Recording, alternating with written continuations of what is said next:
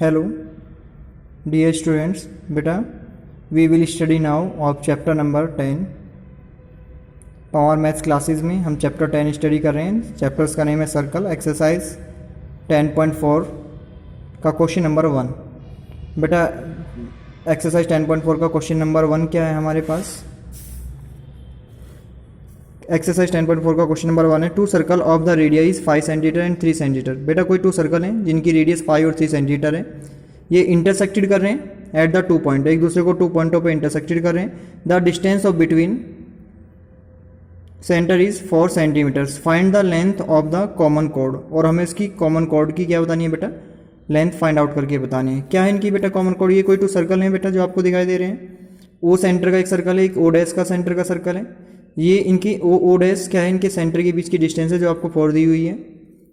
ये 5 centimetre radius वाला circle था, ये 3 सेंटीमीटर वाला। आपको इस ए बी की आपको लेंथ फाइंड करके बतानी है, ए बी की। तो हमें फाइंड क्या करना है इसमें?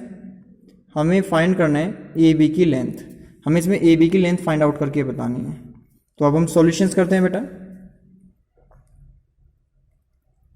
सबसे पहले बेटा लेट हम इसको कोई M point of view take कर देते हैं और इस हम ए से लेके एम तक की डिस्टेंसेस को के ले लेते हैं। बिकॉज क्योंकि बेटा वी नाउ स्टडी, हम इससे पहले 10.3 एक्सरसाइज में स्टडी करके आए हैं कि यदि किसी सेंटर से किसी कॉर्ड पे कोई परपेंडिकुलर ड्रॉ होता है तो वो उसे बाइसेक्टेड करता है। यदि ये के होगा तो ये भी कितना होगा बेटा? के होगी।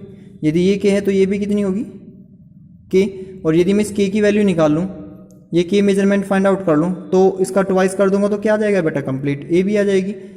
अब हम सबसे पहले in triangle O A dash में ले लेते हैं। In triangle O A O dash में हमने चेक किया है जो सबसे लार्जेस्ट साइड है इस ट्रेंगल की वो क्या है बेटा? 5। तो ओ ए का स्क्वायर किया हमने, वो है हमारे पास 5 सेंटीमीटर। तो इस 5 सेंटीमीटर का स्क्वायर कर देते हैं तो ये कितना है बेटा?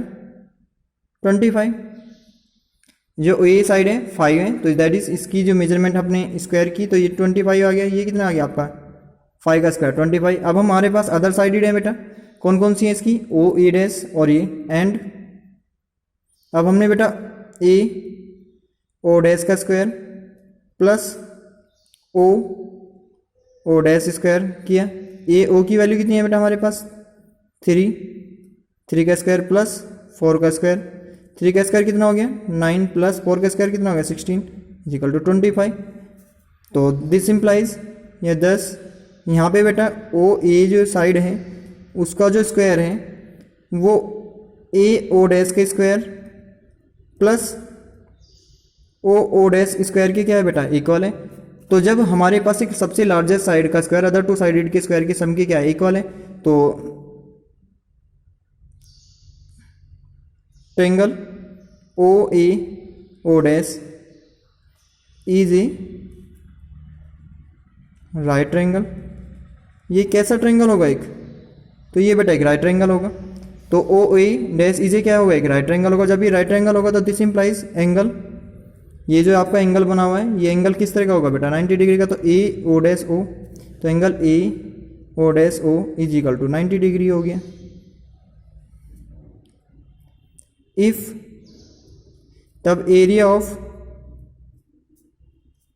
Triangle A O dash O is equal to 1/2 base into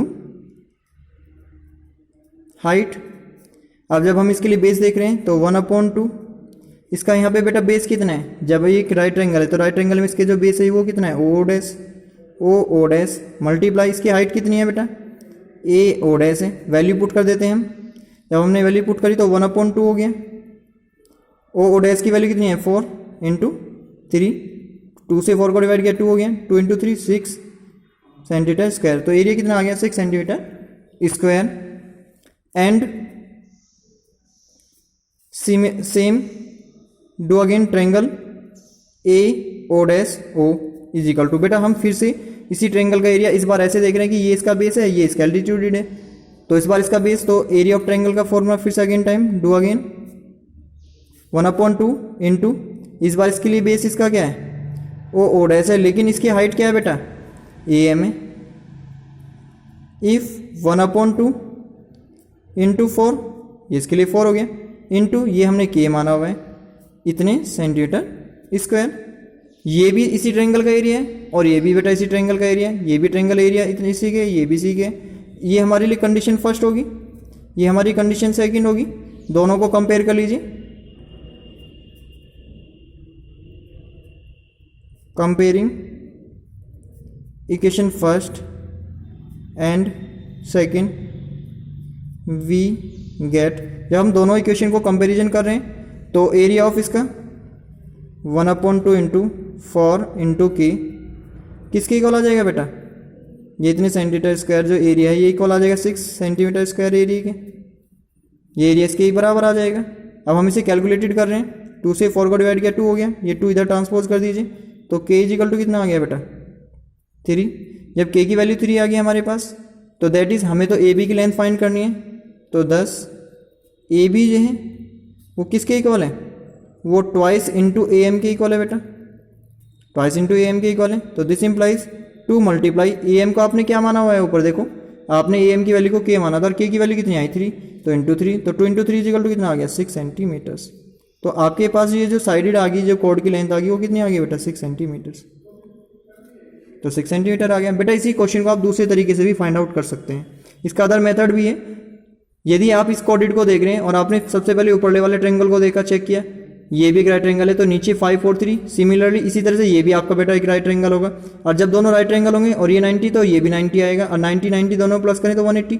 और 180 एंगल कब बनते हैं बेटा, जब ये एक लाइन स्टेटमेंट होगी और ये लाइन जो हमारी होगी ये एक स्टेट पोजीशन में होगी, क्योंकि दोनों का सम 90 90 आ रहा है, 90 90 से क्या बनता है लीनियर पेयर। तो जब ये एक स्ट्रेट लाइन में होगी तो ये इसकी जो दोनों की डिस्टेंस होगी वो किसके बराबर होगी बेटा, इस ए बी के बराबर ही होगी। तो 3 + 3, तो 3 और 3 कितना हो जाएंगे 6, तो ए बी इक्वल टू कितना आ जाएगा 6। तो बेटा आप इन दोनों राइट ट्रायंगल को चेकआउट करके इन दोनों का सम जब 180 है तो ये एक स्ट्रेट लाइन को फॉरवर्ड करेगा, अर्थात ए ओ डैश बी एक लीनियर स्ट्रेट लाइन होगी।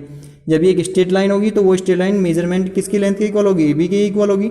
और जब ये इसकी इक्वल होगी तो इसकी वैल्यू कितनी होगी ए बी की, A O dash plus O dash B की ही इक्वल होगी। और ये वैल्यू 3 है, ये 3, तो दोनों को प्लस कर देंगे तो भी 6। तो ये आपका सेकंड मेथड, आप इस तरीके से भी कर सकते हैं, लेकिन आपने अदर मेथड सिंपल से किया। पहले ये आपका ट्रायंगल था, आपने इसे राइट ट्रायंगल चेकआउट किया, जब ये राइट ट्रायंगल है तो इससे इस ट्रायंगल का एरिया निकाल दिया पहले तो, और फिर अगेन इस बार इस एल्टीट्यूड अपन बेस से निकाल दिया, फिर दोनों को क्या रख दिया बेटा इक्वल, तो आपकी फाइंड आउट हो जाएगी।